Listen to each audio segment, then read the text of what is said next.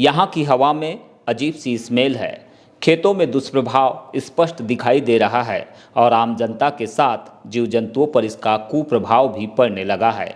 ये side effect है ethanol plant का।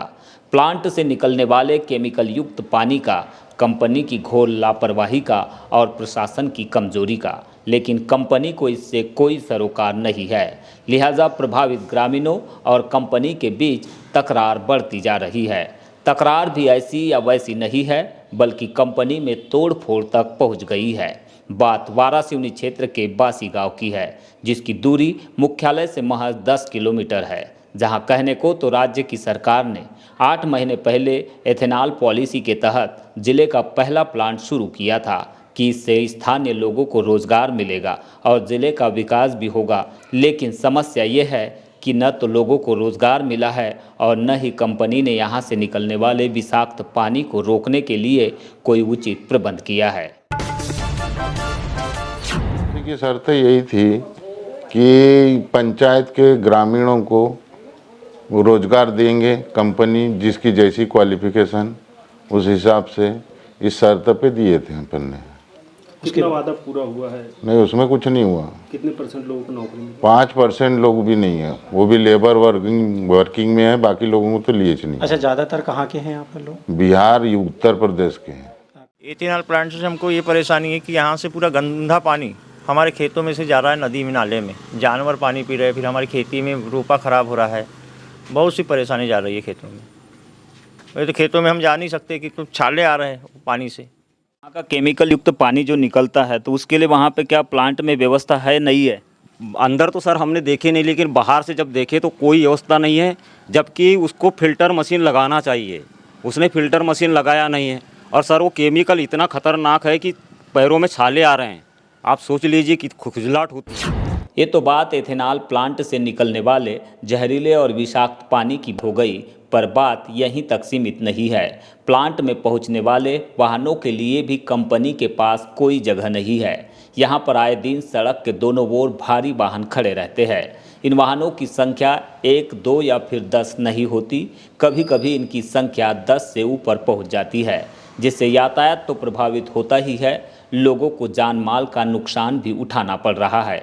बीते 2 दिवस पहले कुछ इसी तरह की घटना भी हुई थी। घटना में एक कॉलेज छात्र गंभीर रूप से घायल हो गया था, जिसे लेकर लोगों ने कंपनी में तोड़फोड़ भी की, लेकिन कंपनी पर इसका कोई असर नहीं हुआ। बहरहाल कंपनी के खिलाफ लोगों में जमकर आक्रोश है और ये आक्रोश आगे चलकर कभी भी भड़क सकता है। और कॉलेज से आ रहा था तो एथेनॉल के पास में वहाँ पे यानी ट्रक रिवर्स हुआ, तो ये एकदम ट्रक से टकरा गया, तो खून से लथपथ हो गया पूरा और गिरा था नीचे। और गिरने के बाद उसने यानी होश आया होगा थोड़ा, तो फ़ोन किया अपने भाई को, बड़े वाले को, और फिर बड़ा भाई गया वहाँ पे, तो वहाँ कोई नहीं थे, तो उठा के यानी अपने भाई को उठाया और सीधा बकेरा डॉक्टर के पास ले गया। तो उसने फिर बोला कि यहाँ पे नहीं होता तो बालाघाट ले जाया करके, तो फिर बालाघाट ले गए।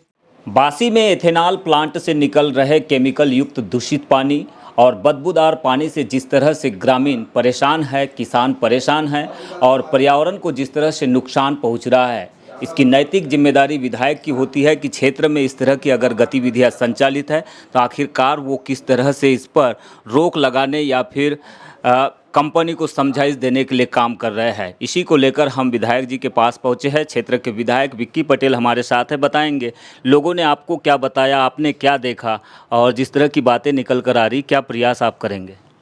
लोगों ने मुझे बताया, मैं तुरंत पहुंचा, जबकि बारिश आ रही थी, मैं भीगते हुए गया। मैं अपनी जिम्मेदारी को समझता हूँ।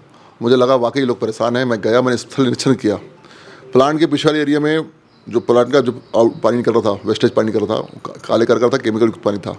मैंने देखा वाकई वो किसानों के खेतों में जा रहा था और किसानों के खेतों के साथ साथ नहर में जा रहा था। तत्काल मैंने वहाँ संज्ञान लेते हुए वहाँ के प्रशासन जो थे, वहाँ का एडमिनिस्ट्रेशन था, वहाँ का HR, वहाँ का GM, उनसे बात की, उनको समझ दे के आया हूँ, अल्टीमेट दे के आया हूँ कि मेरे अगले यात्रा के पहले बहुत जल्दी 7-8 दिन के अंदर इसकी व्यवस्था बनाएं आप। उन्होंने कहा भैया बारिश से JCB नहीं जा पाएगी, मतलब कुछ भी करें आप, दोबारा मेरे पास मेरे क्षेत्र के लोग नहीं आना चाहिए, किसान नहीं आना चाहिए। तो उन्होंने मुझे पता लगा कि कार्रवाई शुरू कर दी है कि जो पानी बाहर निकलता है उसको रोकने का प्रयास किए, बाहर पानी ना निकले। दूसरा, प्लांट के सामने जो अव्यवस्थित ट्रक खड़े रहते थे उसकी पार्किंग व्यवस्था पर सुचारू रूप से बनाएं कि रोड खाली रहे, एक्सीडेंट ना हो।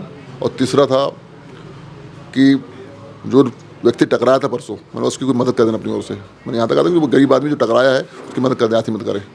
और इसके अलावा जो चौथा विषय तो मैं पहले बता चुका हूँ, मैं हमेशा उठाए मुद्दे को कि हमारे क्षेत्र में जो प्लांट खुले हैं उसमें स्थायी लोगों को रोजगार मिले और सरकार सुनिश्चित करे कि कम से कम 60-70% लोग हमारे स्थानीय हों। इसमें हमारा विषय जोर रहेगा, इसमें मैं विधानसभा में आवाज़ भी उठाऊंगा। बालाघाट में एथेनॉल प्लांट की उपयोगिता चाहे जो हो, कंपनी ने भले ही स्थानीय स्तर पर लोगों को रोजगार भी न दिया हो, पर इसका मतलब ये तो कतई नहीं हो सकता कि कंपनी को खुली हवा में जहर घोलने का लाइसेंस मिला हो।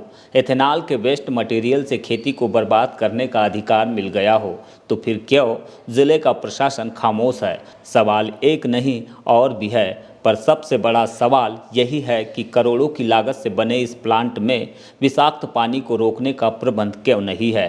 आखिर क्यों लोगों की खेती किसानी और स्वास्थ्य से खिलवाड़ किया जा रहा है?